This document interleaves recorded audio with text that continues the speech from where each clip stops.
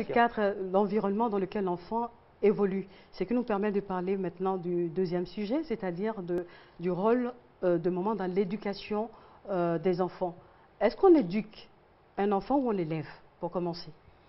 Alors, élever un enfant, on l'éduque.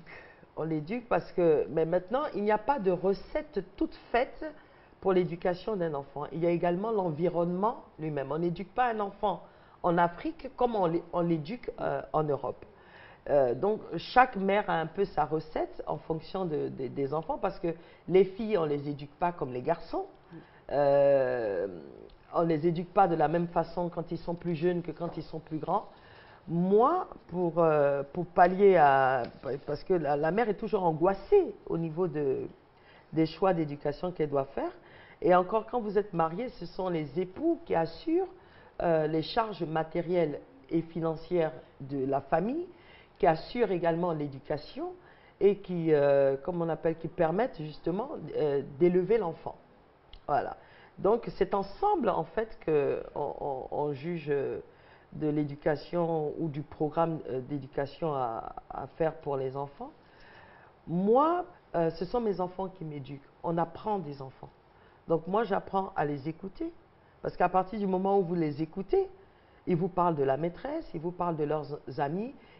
Dès le moment où il y a la liberté d'expression, ils vous parlent de plusieurs choses et ça vous permet, vous, de pouvoir après recadrer les choses ou aller tranquillement, comme on aime dire, c'est papa des fois qui tape l'enfant, mais c'est plutôt maman qui va rapporter.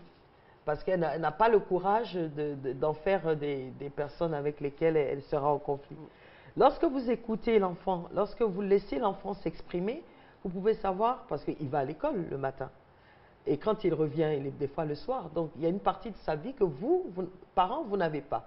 Lorsque vous laissez l'expression se faire, l'enfant peut vous expliquer qu'est-ce qu'il vit au quotidien, quels sont ses rapports avec sa maîtresse ou son maître, quels sont ses rapports avec ses petits amis, des violences des fois qu'il a, qui peuvent être des violences physiques.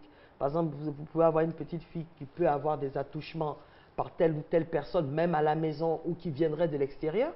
Si cet enfant déjà à la maison est brimé et ne peut pas s'exprimer, évidemment longtemps l'enfant va cacher dans son intérieur ce qu'il vit. Mais lorsque l'enfant a la liberté d'expression, il peut vous dire, mais maman, je ne comprends pas. Il y a tonton qui est venu qui m'a fait ça.